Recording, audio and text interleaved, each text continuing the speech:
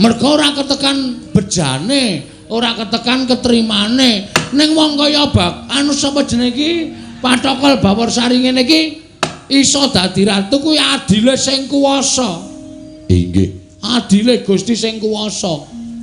Najan rupaku sarwa kuciwa, najan rupaku sarwa kaya ngene, ning aku iso ngrasake dadi ratu. Kuwi merga saka peparinge Hyang Mahanasa. Mula kowe aja meri. Arep gagah kowe, arep gleleng kowe, ning kowe tetep ming sak ngisor kuwi ming patih. Ming tanggo keset ndasmu ming.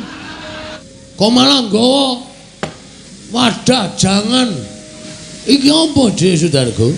Sik, sabar. Cangkemmu kalah ro knalpot. Nyuwun pangapunten sinuwun.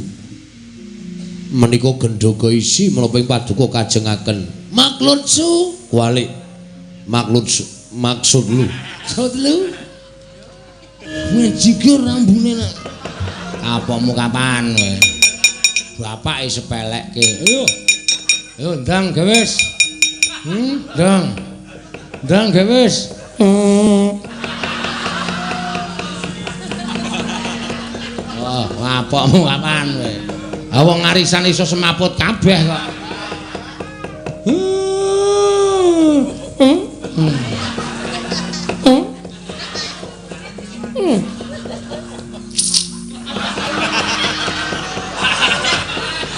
Ora diden kemer.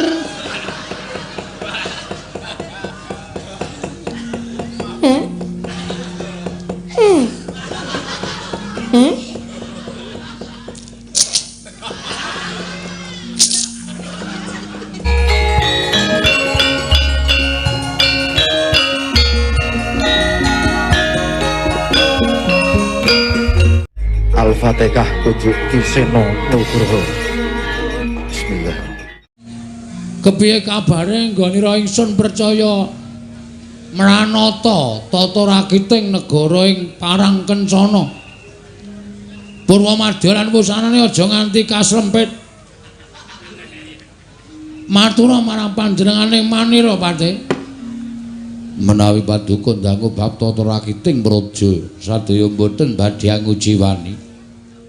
Para kawula sami sayek saka kapti akara luhuring nusa bangsa negaring Parang Kencana medhahipun Pradi Perjurit boten kendhatanganipun sami gegladen ulah kridaning aprang sawanji-wanji praja paduka temping paramuka boten badhe anggepok unca paduka Gusti kula ingkang sinuwun ing abdi remuk kasawurna putung sumangga kabandhemna diwaji sembahan kula dadakake suka marwata suta penggali ing manira ora liwat prayogakna nggonmu ngadhep ana ing manira ya pekenira Pati. Sampun boten kirang prayogi. Syukur tatanan para wadyabala Parang Kencana aja nganti ana ing padha sahur manuk jeneng ingsun nedya mbabarake wigatining parepatan Datulaya ing ri kelungguhan samengko iki pengenira Pati. Inggih. Sedaya para kawula boten wonten ingkang wantun mrengkang saking pernatan paduka sinuwun. Sedaya badhe mastuti sabda utama paduka Gusti kula Sang Nata Prabu Pathokol Bawarsari. Dadake suka birawa manira manah ing ingkang kaya mengkono. Inggih. Prayogane nggonmu langgah Pati. Sampun boten kirang prayogi. Senopati Jaya Sudarga wonten timbalan ing adhamu menapa sinuwun? Miji dhateng ingkang rayipun Senopati Jaya Sudarga. Sawise satata nggonmu ngadhep padha raja sak praptamu Senopati. Sampun boten kirang prayogi anggen kula ngabiyantara. Tansah pinanganing kawidadan ring sambikala sawanipun ingkang abdi pun Jaya Sudarga. Namung keparang kula ngaturaken sembah sumangga ping pangabekti kula kunjuk sandhapada paduka sinuwun Prabu Pathokol Bawarsari. Heeh. Ingsun tampa gawe bombong tias ingsun. Pati Jaya anu sapa Senopati Jaya Sudarga? Ora liwat prayoga nggonmu ngadhep ana ngarsaning manira apa Senopati? Sampun boten kirang prayogi. Diweji sembahan kula. Ya. Aja kaget kang dadi atinira. Marmata apa kang dadi wigatine? Dene jeneng ingsun nganakake perempatan Palbabang. Perempatan agung.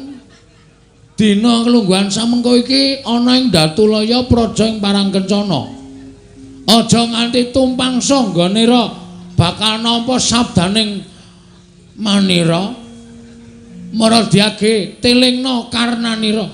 Kara ana. Aja nganti duna dungkap panampanira Senopati lan Patih. Niki malah kumejut raos sing manah kula diweji. Dene paduka ngapuntenaken pasewakan ingkang benih lan adat ingkang sampun kepareng ambabarna ingkang rayi pun Jaya Sudarga.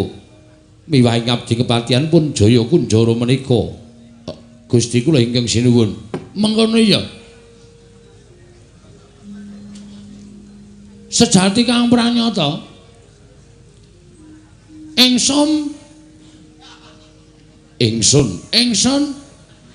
ngrawake para pandemen wayang Ringgit Purwa.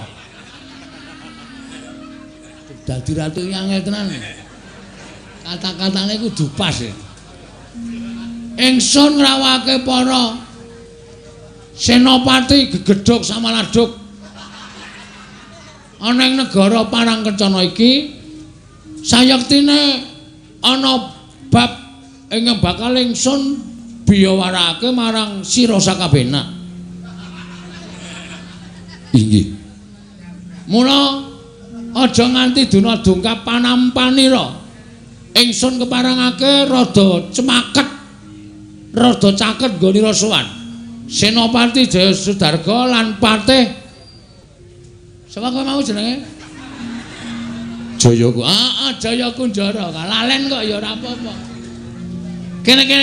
Di kepara maju mengko tak babari apa to sejatine jene panjenenganing wang nganake pasewakan jroning Datulaya Praja ing Parangkencana. Mekaten diri. Ingkang rayi nedya nganglungaken jangga nilingaken karna. Nggih, nadyan abdi kepatihan. Nedya nganglungaken jangga nilingaken karna. Mastuti sabda utama paduka Gusti kula Prabu Patokol Bawarsaring Parangkencana diweji. Handra ingkang pusita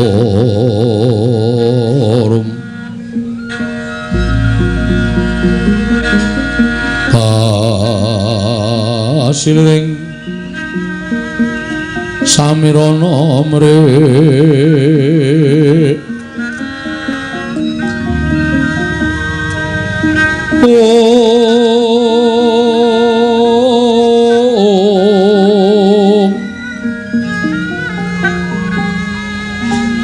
sekar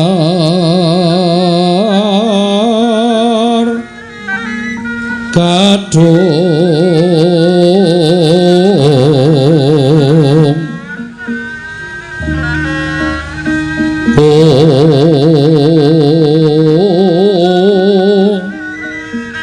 ngas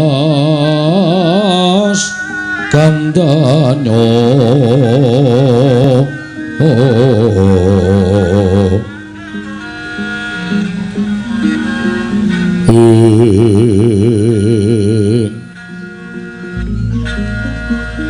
maweh raras renaning driya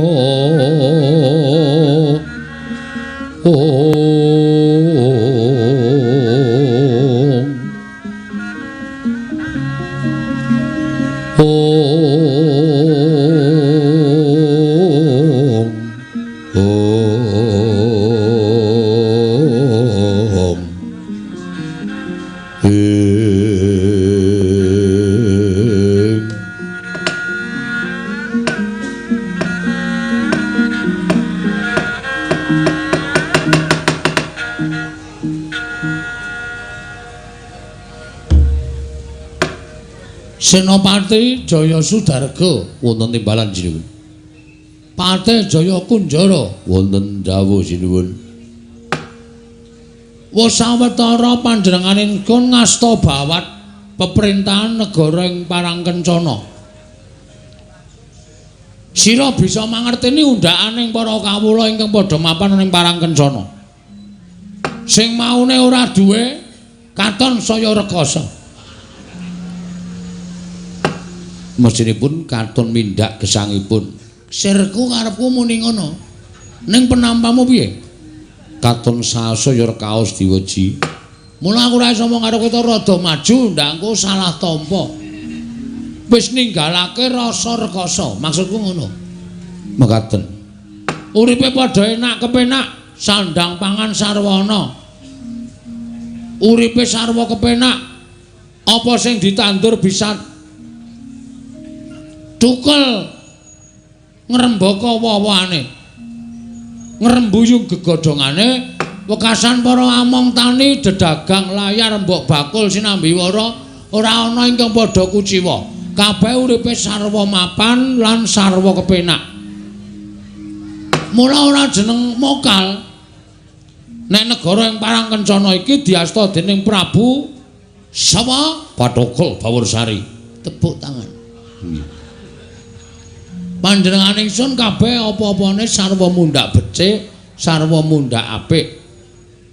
Nayaka-nayaka sing wani ngenggokke dawuhing wang mesti bakal tak copot kelenggahane. Nayaka sing gaweane mres uriping para kawula tak lereni tak lebokke pakunjaran. Aku butuh nayaka-nayaka sing suci lahir lan batine, ora mung cukup suci dalam debu. Inggih. Ning suci lahir lan batine. Inggih. Nindakake perintahing ratu kanthi tuwajo. Merga ngene teh.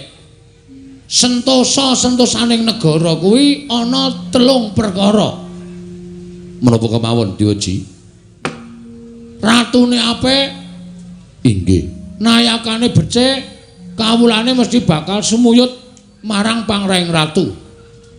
Ing ngangka kalih, Nayakane apik, nindakake perintahing ratu, ora tau weya marang dawuhing ratu, kuwi mujudake suwijining nayaka sing apik lan iso dadi srana kuncaraning para kawula lan tentreming para kawula. angka 3. Kawula sing manut pernataning praja. Kuwi ora kok sarana dipeksa, ora. Ning merga padha tresna marang ratu lan nayakane. Kuwi mujudake suwijining negara sing sentosa. Mekaten. Monggo Parangkencana ki negara wis sing sentosa lahir lan batine. Kawulane ora ana sing padha wani karo panjenengan ingsun. Ora ana sing merengkang marang pernataning praja. Ora ana sing tumindak cecengilan, ora ana rasa regejegan, ora ana rasa memungsuhan, kabeh padha sing saya, sing rukun. Inggih. Manunggal tetunggalan ana ing negara Parangkencana. Mekaten. Malah kula menika gumun. Nuwun sewu ngatasipun paduka menika nembe mangreh praja namung sekedhap kemawon. Teka kawontenanipun praja Parangkencana kados mekaten indakanipun menika ingkang kinarya dasar menapa sinuwun. Kowe ora perlu ngerti. Iki dasar kang siningit. Sesuk nek kowe dadi ratu bakale tak paringi presa. Jaya Sudarga nek negaramu arep kepengin apik, negaramu kepengin becik, peperintahmu kudu kaya ngene iki. Ngono nek saiki tak jelaske. Wong kowe durung dadi ratu, mengko ndak tumpang soh nggonmu nyekel bawat pemerintahan negara sing bakal mbok lenggahi mengko. Ya, Jaya ya. Inggih. Mekaten sinuwun. Heeh. Ananging Inggih. lek ku dadi ratu ana ing negara Parangkencana ki tak rasa-rasake gotang. Liripun kados pundi? Coba nek pancen kowe wong pinter tenan Sudarga.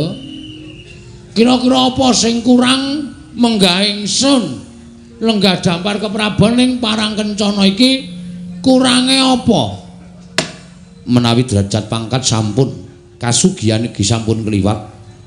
Bondo donya mboten kirang, lajeng menapa malih ingkang kirang diweji. Wah, kowe ya termasuk goblok. Ora paham maksudku. Inggih, kula dereng mangertos. Pate, Wonten dawuh. ngerti ora kaya apa sing kurang? Ih, nuwun sewu. Pasuryanipun sinuwun kirang wangun menawi dados nalindra.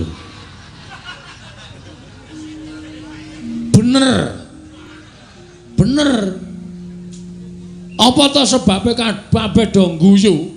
Mergo ora ana ratu sing pareme kaya ngene iki. Ning kowe tak kandhani ya, Pate. Sing jeneng kanugrahaning Gusti iki ora pilih menungsa, tak omongi. Sing jeneng kanugrahaning Gusti iki ora pilih menungsa. Apa dume sing menungsa bagus kuwi entuk kanugrahaning Gusti? Ora. Kadang kala sing elek malah entuk kanugrahaning Gusti, entuk kemenangane saka Gusti, entuk kabejan dadi wong ketrima. Ning ya ora sithik wong sing bagus rupane arep ngangkah aja kok ratu, RT wae ora iso. Inggih. Mergo ora ketekan bejane, ora ketekan ketrimane. Ning wong kaya anu sapa jenenge iki? Pathokol Bawarsari ngene iki iso dadi ratu kuwi adile sing kuwasa. Inggih. Adile Gusti sing kuwasa. Najan rupaku sarwa kuciwa, najan rupaku sarwa kaya ngene, ning aku iso ngrasake dadi ratu. Kuwi merga saka peparinge Hyang Mahanasa. Mule kowe aja meri. Arepa gagah kowe, arepa gleleng kowe, ning kowe tetep ming sak ngisorku ming patih. Ming tanggo keset ndasmu ming. Nuwun sewu sinuwun panjenengan ketingalipun kagol penggalipun. Aku ki ratu sabar. Ora tau nesu. Kowe ngunekke aku dengan kata-kata, aku ya ngunekke dengan kata-kata. Kuwi jenenge wis dro. Inggih. Mula aja sok nganti nyacat karo Nalendra. Mboten sinuwun. Saking pamawas kula kok kirangipun namung mekaten. Sabab menawi panjenengan nedheng lenggah dampar menika kathah para nayaka ing sami klesik-klesik ngraosi panjenengan. Wondene uninipun kok kaya ora wangun dadi ratu. Ora apa-apa. Nek ra sing do guyu kuwi terhibur. Inggih. Mongko wong hibur masyarakat kuwi entuk pahala. Dadi nadyan aku ora omong, aku ora ngopo-ngopo, aku lagi metu raiku tok do guyu kuwi termasuk pahala. Mula wis pantes nek aku entuk ketrima dadi ratu. Oh, ngaten. Aja dadi ratu kok diserem-seremke. Aja kok dadi ratu kok di medeni-medenke. Medeni-medenke. Maksude men wong liya padha wedi, ngono lho. Aja diserem-seremke. Iki nek iso digawe sing kepenak, rai digawe sing semanak, rai digawe sing ketoke ora medeni lan sak piturute. Wis ta titenono. Titenono aku ora gawe-gawe iki. Ora pangkat RT, ora pangkat dukuh, ora pangkat lurah, ora pangkat apa wae, ora kapolsek, ora kapolres, ora bupati. Nek raine digawe medeni, kuwi masyarakat malah do wedi. Ora cedhak karo masyarakat. Ning nek digawe sak kepenake, digawe santai, digawe iso menghibur, iso semanak, aku malah masyarakat ora wedi. Wekasan oke sing do cedhak. Paham ora wae teh? Ngertos niku. Esuk nek ngrupak-ngrupakke ratu ya? Inggih. Tugel gulumu. Iya mboten. Mboten sinuwun. Sepisan iki tak terima-terimake. Kowe wong loro do ora ngerti to, apa to sebabe aku isih rumangsa kurang? Ha iki do nyawanga dampar sisihku iki. Dampar sisih panjenengan. Iki isih kosong melompong. Ngono. Iki isih selo. Monggo sing jeneng ratu kuwi kudu nyanding paramek. Kersanipun Kuwi lho sing mau wedok dadi ratu kuwi lho. Prameswari. Oh, Prameswari. Kok paramek? Prameswari, ngono. Prameswari ku durung ana. Monggo ganep-ganepe Nalendra kuwi nek iso jejer berdua karo Prameswari, mongko Prameswarine ayu. Sulistya ing warna. Nuwun sewu. menapa inggih wonten wanita ingkang ayu ingkang kersa dados prameswari. Ping pindho lho kowe ngenyek aku wis. Kula menika namung nyuwun priksa Secara tidak langsung kowe iki ngunekke aku apa ana gelem apa wedok sing gelem karo aku? Ngono ta maksudmu? Boten sinuwun, boten. Suwe-suwe kok kurang ajar kowe te. Tak dukke dadi tumenggung. Boten sinuwun, boten. Namung sinten ingkang dipun gayuh dening Sinuwun Prabu. Menapa widodari wangunipun inggih widodari dasaripun Alindra, gagah pideksa. Jejer kalian widodari Ping 3. kok ping 3 dos pundi? Saiki takono wong sandonya lek ratu semene kok gagah pideksa ki cara ngendi aku tak takon. Aku iki nek tengok kaya ember dikurepke. Iya, sampun kula mboten badhe cak munjuk atur ndak malah kleru. Lumahing bumi kreping langit. Ora ana wong wedok sing iso nuju prana ning penggalihku. Dewa Sudarga, Inggih wonten dawuh. rungokno. 3 dina kepungkur aku ngimpi Dewa Sudarga. Dinten menapa? 3 dina kepungkur Selasa Kliwon.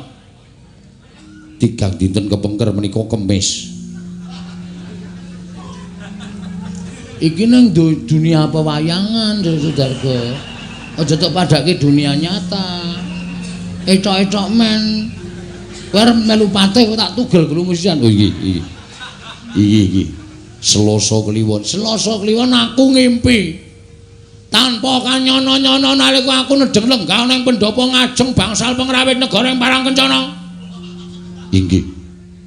Ana wong wadan sing nekani marang panjenengan ingsun. Wah, ayune ra jamak-jamak.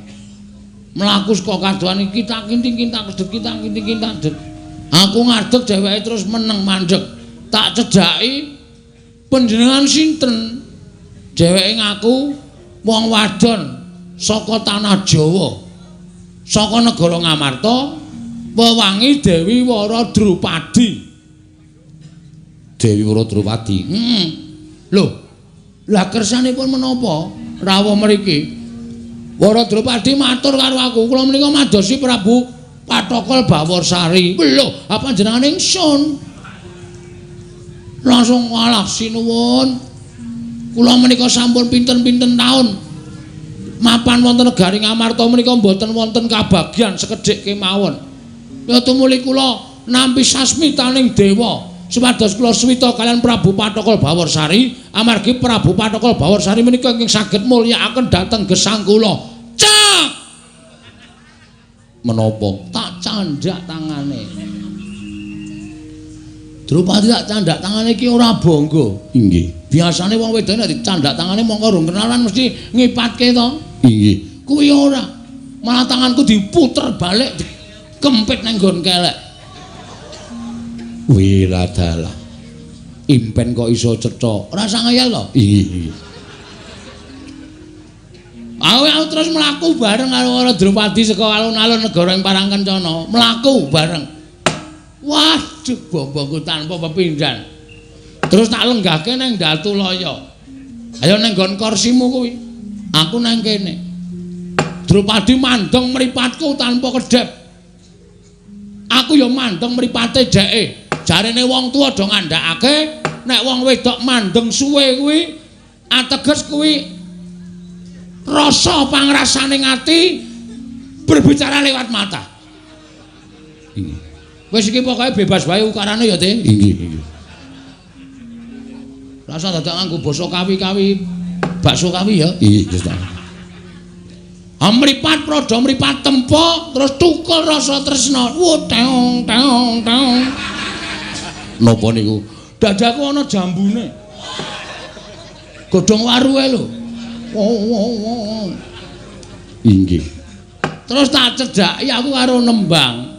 Memanesmu angu jiwat agawe rujiting galing ngono. Drupadi ngadeg. Tanganku loro-loro ditampani karo tangane Drupadi temlek. Wah, getih ilang kabeh. getih ilang kabeh. Aku mbiyen ndek rung dadi ratu senengane ngedusi wong edan. Saiki entuk putri sing ayu kaya ngono. Inggih. Tanpa taliwara Drupadi bopong gendel. Waduh. Dibopong. Inggih, heeh. Kabopong mlebu nang kedaton. Aku dawuh mban, tebahi kasure. Mban krekat nebahi kasur, Drupadi bobokke. Ngono. Inggih. Kowe kuat ra neruske critane? Kiat. Kowe ora kuat tak ajar lho. Mboten. Kisah cerita iki saya suwe saya nek ora kuat ati sama duk. Bayanganmu tekan ndi-ndi? Inggih. Barang tak sarekke nang apa jenenge? Nek kasuri basane apa to? Dilamrum. Aku terus wijik. Aku terus alon-alon jajari para Drupadi. Inggih. Maune tengahe ana gulinge. Oh nggih. Guling tak uncalke wer. Rekaya areng ngrekep para Drupadi, areng meluk para Drupadi, guling tak uncalke tiba ning kompor. Pawon kedaton kobongan geger ngalor ngidul. Emban ki doting sliri nang pinggir ramben kae. Lajeng aku ngelilir teh. Duh. Gelaku tanpa upama. Wiwit saka kuwi tekan saiki aku ora iso lali karo para Drupadi teh. Gak iso lali, gak. Gak iso lali teh. Gumana mosyane maningalku. Pendak-pendak aku tengok-tengok sore ngematke kulon ana candhek ayu kuning gemrining kaya kencana sinangling. Neng kono kaya ana pasuryane para Drupadi. Mripate gedhe banget kae. Terus ngedepi aku kling ngono. Bubar konsentrasiku. Inggih. Aku nek tengok-tengok nang kedaton mongko ngedep manuk kelangan aku. Cecak Rawa. Inggih. Kuwi ya suarane Cak Rawa malik kaya cengkoke para Drupadi. Nah aku ndelok korden kena angin. Kuwi ya kaya jarike para Drupadi sing kena angin. Wis pokoke apa-apa tak sawang kaya para Drupadi. Iki mau nek aku ra eling wis tak kecup wae. Merganipun kowe ya kaya para Drupadi edan tenan teh. Tambahan ana brantan ing atiku teh. Srana kowe budhal ning negara Ngamarta. Para Drupadi jaluken. Nek kira-kira wong Pandhawa ora menehake, kowe ora iso mboyong para Drupadi tekan ngarepane Prabu Patokol Bawarsari. Tak tugel janggamu dina kuwi uga teh. Sigra-sigra yen permana kanca sigra ngraken awang sesangka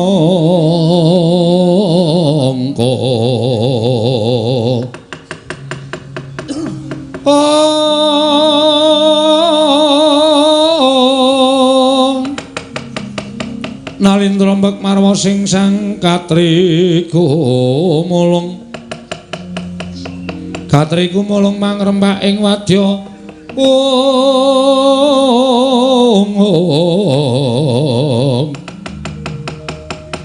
Kurta-kura reka kiri Kronanggana magawe gelarira wang-wang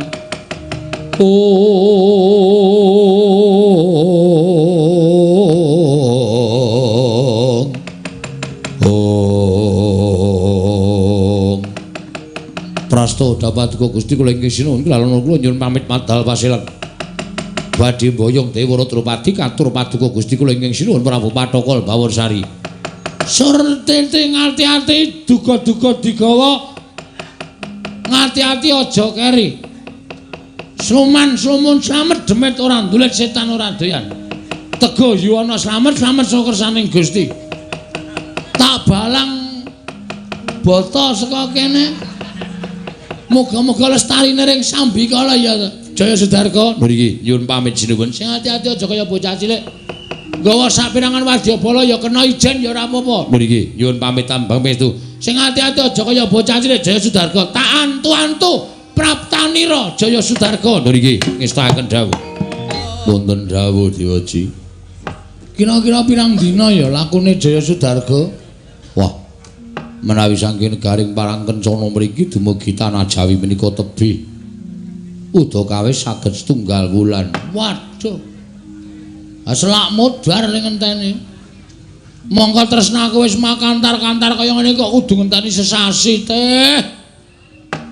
Piye teh?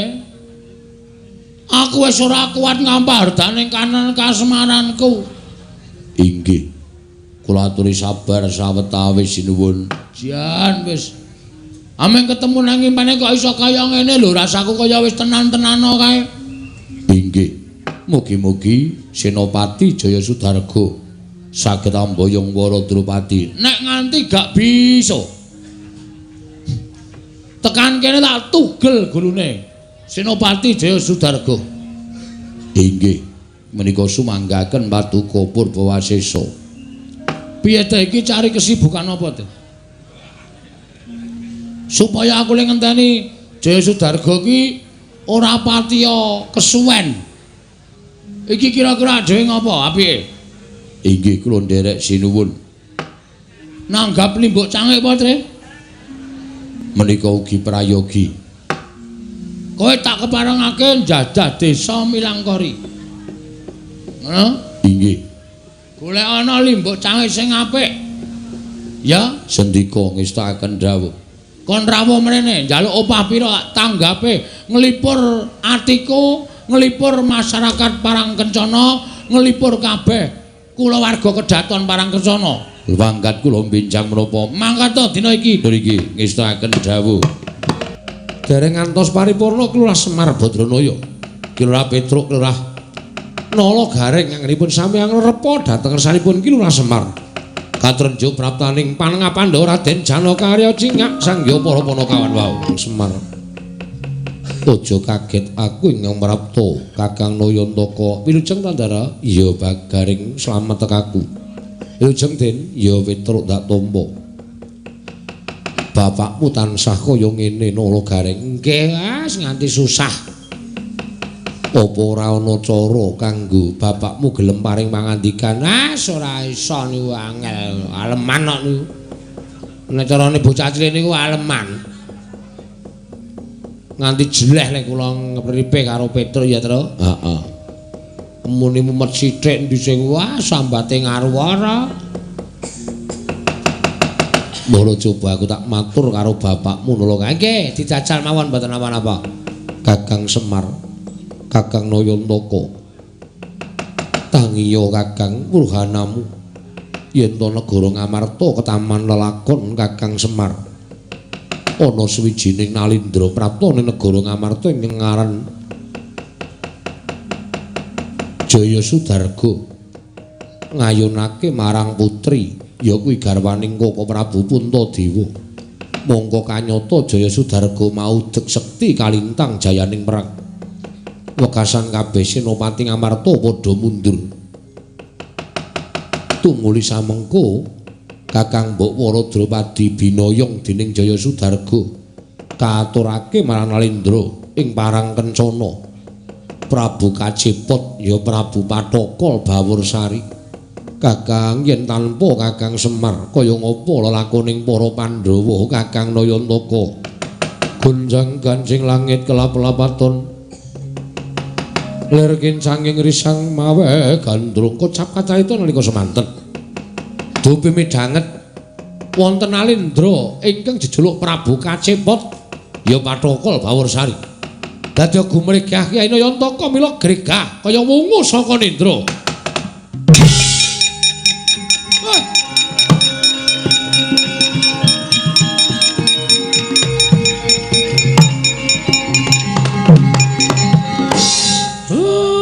Boten silih pamireng ndara wau paring pangandikan. Nalindra Parangkencana Prabu Kajepot. Iya Semar. Nggih Prabu Patrokol Baworsari. Iya pancen mengkono. Ingkang ngersake Ndara Drupadi. Iya Kakang Semar. Kakrokane. Kok kaya ngerti sapa ya, Pak? Kok kaya ngerti sapa ya, Pak? Wedhus-wedhus rasa do ngerti. Wih, barang waras kok ngono iki anake wedhus to. Pancen cebleng tenan kok. Sengit aku mau ya lara direripe ben mari barang mari anake dunekke wedhus. Iki sing marake kula waras. Karepe Kyai Semar piye? Den ampun kesuwen teng mriki. Awi dijujuk negara Parangkencana kula tak ketemu karo sing jeneng Prabu Kacepot niku wau Ndara. Jagat Dewa Bathara ya jagat pangestungkara. Jaya Sudarga. Iya. Kula ingkang sowan sinuwun. Persasan kaya ngenteni sileming uwuh. Kumambanging Sila Kresna. Inggih. Anggone ingsun ngrantu marang Praptanira Senopati Jaya Sudarga. Iya. Kok malah nggawa wadah jangan. Iki apa Jaya Sudarga? Inggih. Sik, sabar. Cangkemmu kalah ro knalpot. Inggih. Nyuwun pangapunten sinuwun. Menika gendhoga isi menapa ing paduka kajengaken Maklud su kualik maksud lu. Maksud lu Nalika semanten sinuwun duta kalian kula menapa? kowe tak utus supaya nyuwun putri saka negara Ngamarta ingkang wewangi Dewi Wara Drupadi. Menapa ing sampun paduka dawuhaken menika kasembadan panjangkanipun sinuwun Prabu Kacepot inggih Patrokol Baworsari. Piye? Kasembadan panjangkanipun sinuwun Prabu Patrokol Baworsari. Wah, adalah Jaya Sudarga ora ujar ora kaul. Sesuk tak gantung. Wong saged ngaturaken menapa ing sampun paduka dawuhaken malah digantung. Maksudku tak gantung jabatanmu. Jabatan Alendra dadi kadanging Taruna Prabu Jaya Patrokol Derwanu Swasaya. Kowe tak dadekke Ratu Gong Binathara. Inggih, matur sembah nuwun. Pate Wonten dawuh. kowe tak unggahke derajatmu dadi RT. Waduh. RT menika jabatan ingkang Aja ngemengke, gawe KTP, gawe apa-apa tanpa tanda tangan RT ora iso kelakon. Watena. Iki isi Wara Drupadi temenanan. Inggih. Saestu sinuwun. Aduh. Jaya Sudarga, Wonten dawuh. nek pancen kaya ngono. Isine Wara Drupadi tenan. Coba tutuping gendhaga iki copoten. Nek Wara Drupadi tenan tak tubruk, tak gendong nyemot, tak gawa neng Tilamrum Jaya Sudarga. Yatrangan ning Kalangguan. Aglar pandan Munsartina lir kekonang. Surmsara titan padang kasor lan bajaring. Purnaming gegono dasare mangsa katiga. Sigar sambuka tutuping gendhoga Sang Jaya Sudarga. Parandining salebeting gendhoga Raden Gatotkaca Camet Aji Naranta kanggo ndeli punang tutup. Temah datan kawo sambuka tutuping gendhoga kagyat kadrakasan Prabu Jaya Sudarga wau.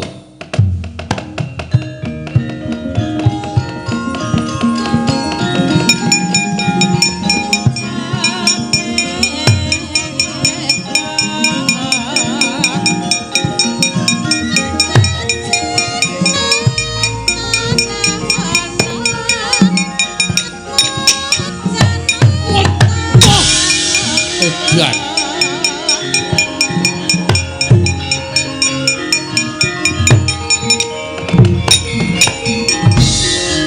Sewu-sewu kalepatanipun ingkang abdi tadah wadana sinuwun.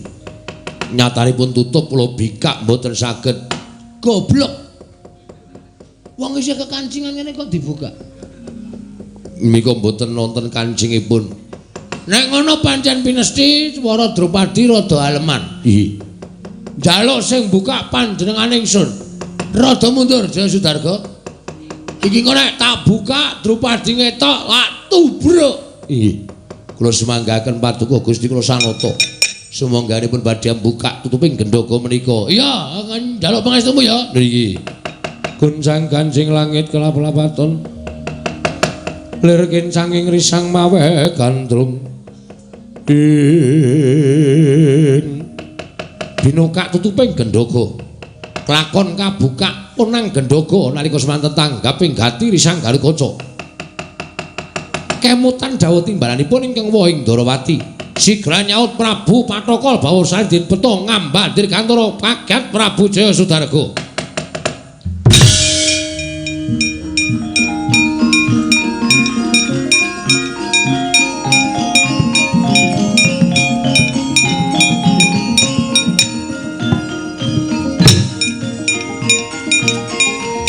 Para Drupadi. Halo. Para Drupadi kowe ndelik nanti para Drupadi. Wah! Wah! Bola karpete. Bola.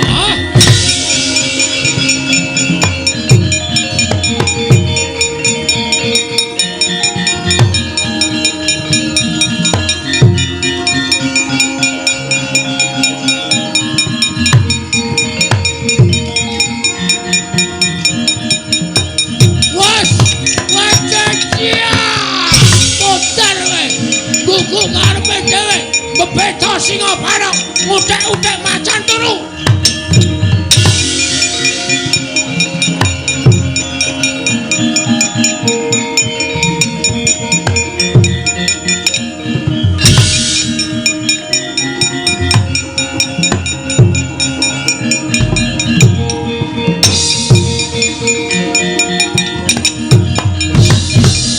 Gatotkaca kasinggihan.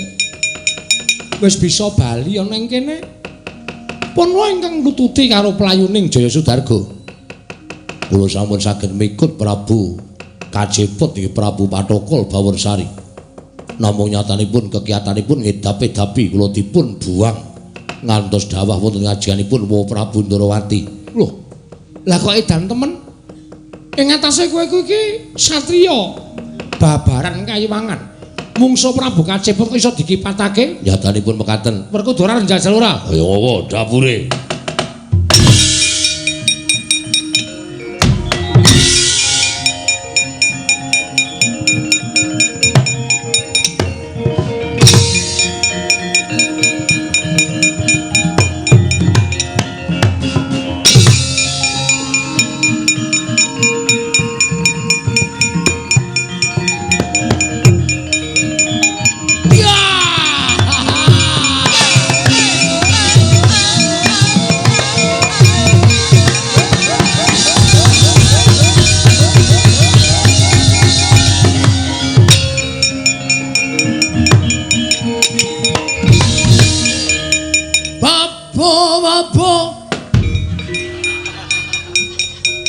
Cangkeme. Ayo, wong Amarta senengane apus-apus. Menehi aku gendhaga jarene isine Drupadi, jebul isine satriya sing iso nlenthik tanpa sutang, mabur tanpa lar. Sing duwe satriya sing duwe caping gunung. Saben bengi nyawang konang. Caping Basunanda trumpa padha kacerma. Kotang ukuran 35. Endi panungsane? Ama Suramrata, Jamrata. Iki sapa ngaglan ning ngarep aku, Raden Werkudara? Wah, ngerti karo aku. Ngerti aja meng kowe. Bapakmu aku ngerti. Sapa bapakku? Prabu Pandhu Dewayana. Mbahmu aku ngerti. Sapa mbah? Abiyasa. Mbahmu meneh aku ngerti. Sapa? Palasara. Mbahku li sak ndure Palasara. Pala kependhem. Polo kesimbar, polo gumantung, kudus. Ora kena nesu Werkudara. Wah, kaya aku tahu krungu swara iki. Krungan-krunganan kowe. Wah, kowe ngalahke Gatotkaca. Bapakne ora trima. Mbane kon melu sisane kene.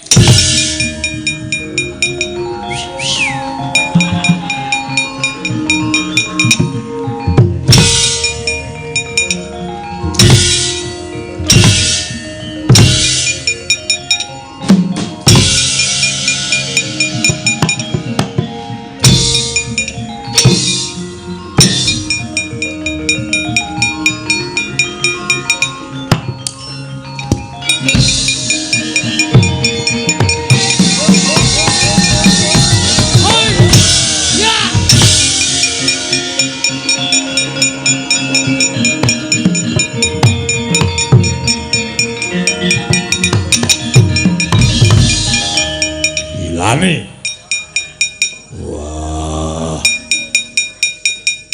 Ngapa sih? Kok tendang ora apa-apa tak kon males kok ngambung pupu. Wah, dicipok. Nganti abang kaya ngene. Ora ilang-ilang. Wah, ya rimpi mesti nesu iki. Kalah to? Kalah, mundura. Wah, edan dapure kaya wungkal menangan.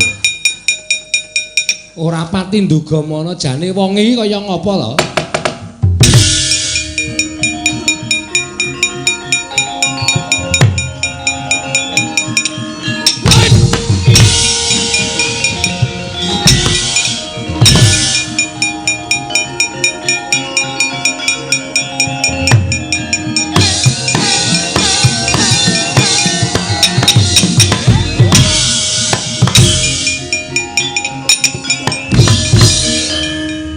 Kok polai gedabikan merono mrene iki ngapa? Suka-suka. Aku nek ora gedabikan rasane awak kurang sehat. Ayo ndi kae mau sing gunake kukune argo nyubles wetengku. Weteng kaya ngene cubles nganggo kuku. Sapa iki? Takon karo aku Ratu Ndarawati Prabu Kresna mesti. Ala Kresna bojomu telu ada. Konangan kowe saiki. Kresna bojone telu. Rukmini, Setyabuma, Jembatan Ancol. Jembawati. Heeh, Jembawati. Ya. Anu apa wae? Lho mestine aku mbelani adikku Werkudara. Werkudara adimu to? Iya no. Kowe wani karo aku. Sing nawadane apamu wae? Lho. Wong gelut kok nganggo emah ngono barang iki. Sing nawadane apamu? Kendhitayat mimang kadangul dewa. Ora ngalahke karo Prabu Kacepet, ya Prabu Patokol aja kuwalik. Prabu Patokol aja kuwalik. Aja Prabu Pakon Patokol ya. Tiban senjata cakra pecah dadalmu tibana mati dening aku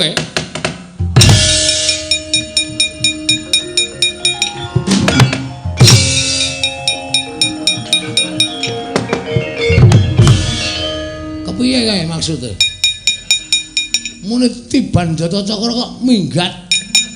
Wong ki nek jireh getih wedi mati, ya kaya ngono kuwi. Ayo, wong Amarta ora meneke Drupadi nang pelukane Prabu Kacepet. Lali sungsang bawana balik kaya anu Amarta.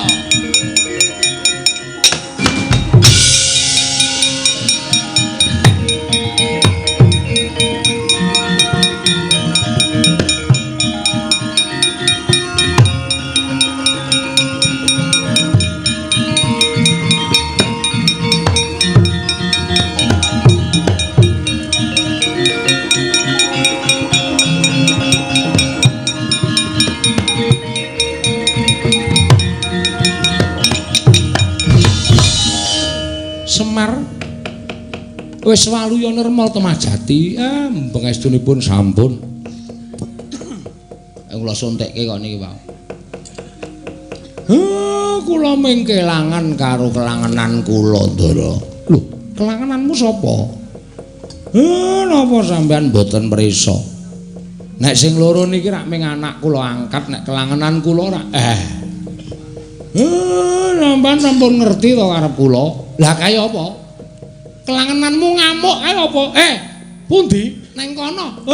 Lolo Gareng Petro. Adimu kae cekelen ganene nggih, sing kaya tak bawa nggih.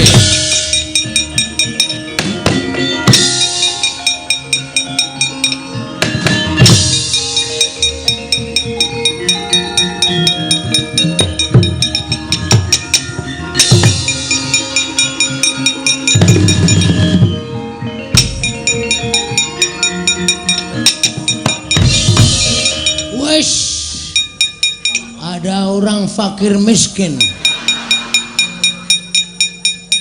Wah, rombongan kere.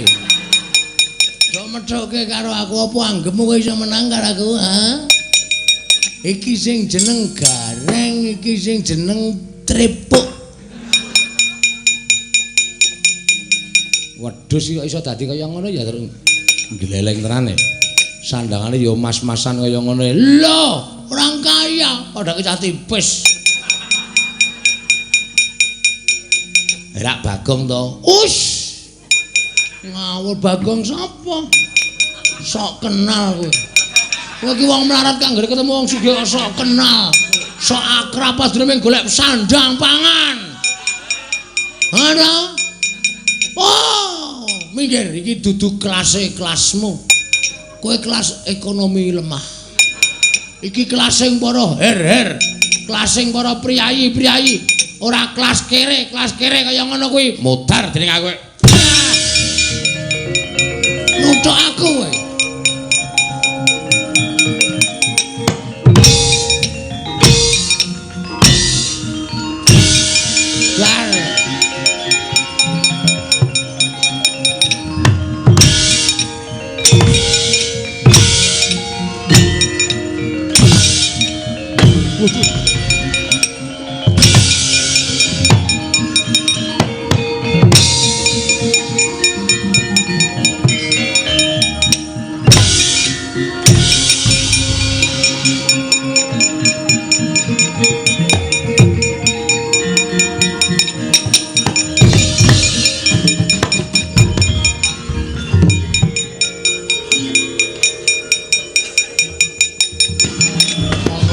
Gogok kok diliwati. Iki mesti ketuane kere. Ketok tuwa dhewe, lusuh dhewe. Blekutek dhewe.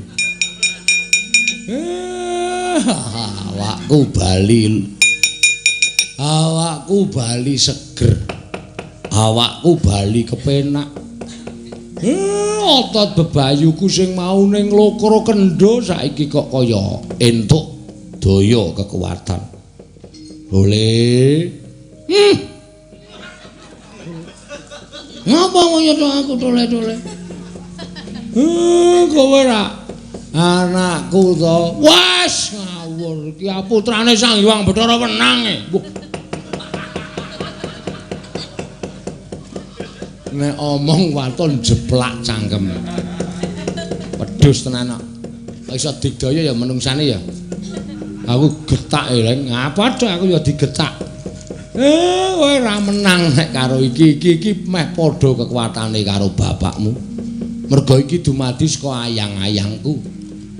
Ayang-ayang apa? Ora sudi dadi. Mikir. Ayo kana-kana do turu nang emper toko kono. Mikir. Aku ora omong karo wong kere-kere, mikir. Kana do turu nang isor kretek kono kene. Edian. Nglarake ati tenan ya terus ya ben. Iya nek anggere. Ngapa kowe dang ngapa? Nyo. Ya iki ketuane kere kuwi iso jenenge kowe. Tampani, 100 go wong telu. Urung tau nyekel 100 ta kowe? Urung tau nyekel D100 to, D100 kaya ngono kuwi Abang, nule 5. Bendina ming ewon. Su tenan. Bapakne dikuya-kuya. Kowe salin ora kowe? Salin piye? Salin dengkulmu mlocot. Ora salin ditenono, tak ajiar dhewe. Lho, wani mbek aku. Sing lawedeni apamu? Kuwi ngoni-ngon muter welu terus drapah wis kalah-kalah. Aku dadi arep mungsuh karo aku. Arep piye? Kowe arep gunake kekuatan apa karo Prabu Kacepet? Ya Prabu Patokol Bawarsari.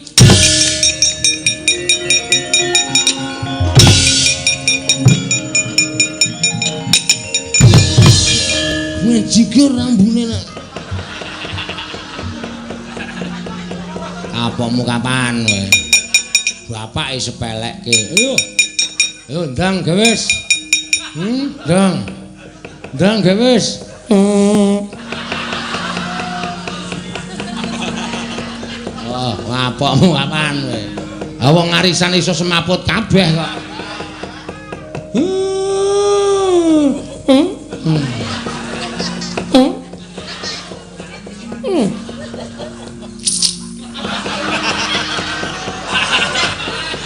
Ora diden kemer.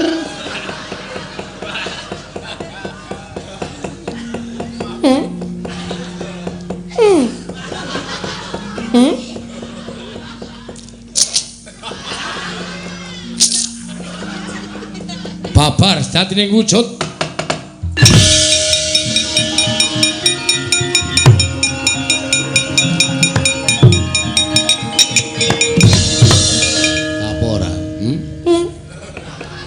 Apa ora?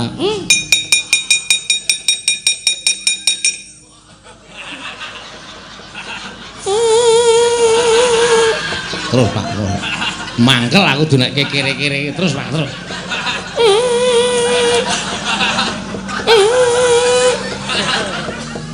Terus Pak, terus Pak.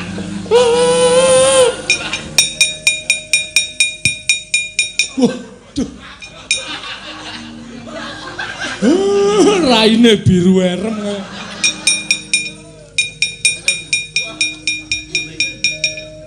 Le. Waduh, ayo keracunan nek kowe. Bagong tenan malah keracunan piye, Truk? Wis benengke wae ora apa-apa ora.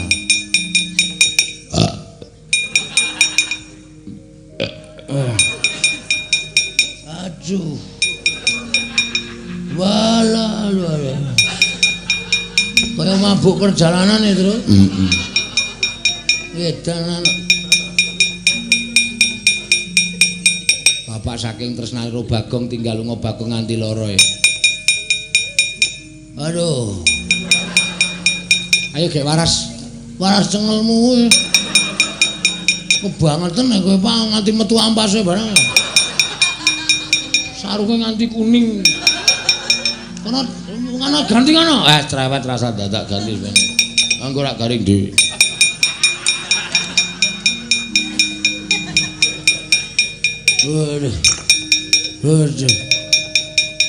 Waduh.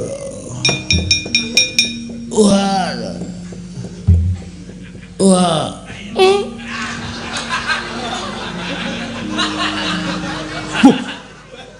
Luwih medeni iki tenan. Bagong. Dadi ratu barang. Ayo karepe panitia. Jane ya sirku ya emah. Lah iya. Lah terus wadyabalamu kae. Wah, Patik, Senopatiku sing penting iki kok ora takon ganti ndak malah dadi kaya ngono terus ngrekoso.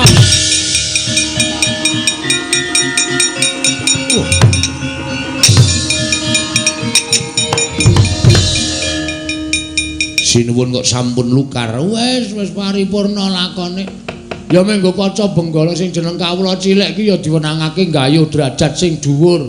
Merga ketrima karo orane menungsa ki gumantung karo sing gawe urip. Cacing kae kala mangsa iso tekan pucuk gunung. Kenapa menungsa tidak menggantungkan cita-cita setinggi langit? Jikalau jatuh akan jatuh ke dalam bintang-bintang. cerdas.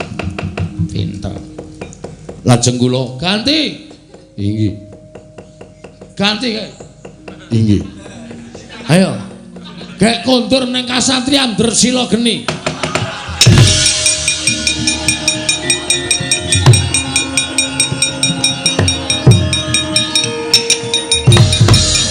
Kendali soto kira. Oh, ada kendali.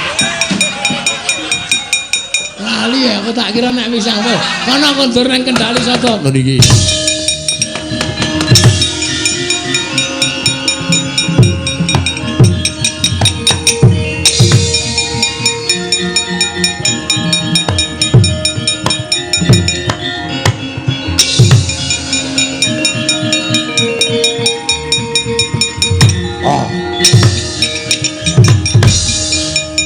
Warakudara wasawai Warakudara Ratu Gustiku tekaning pati belakno. Wah, kowe kudu mati.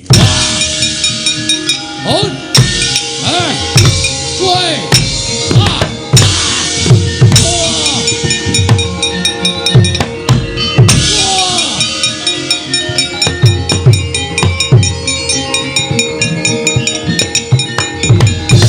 Arsa madangi jagat tumungo-mungo paneng sapucaking wukir mareba bang sumirat keneng soroting surya mekalan gunung-gunung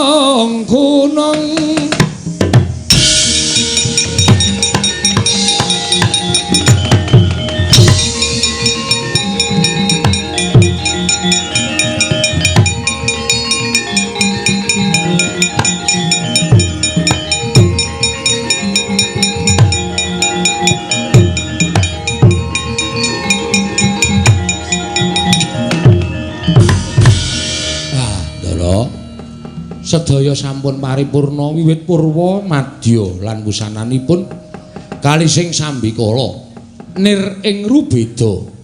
Mugi-mugi sedaya katentreman kabagas kewarasan kanikmatan karupunan sedaya sumandinga dhateng sanak kadang kula ing sami lenggah wonten ing palbabang mriki tansah sengkut gumregut tanganipun gotong royong saengga mujudaken desa ingkang sae lan saged migunani tumraping para kawulanipun. Ya. Purnaning gati sura sudira janing Kang Rat saha brasta tengaping ulah Darmastuti rahayu sami makaru rahayu samya pinanggih Ndara.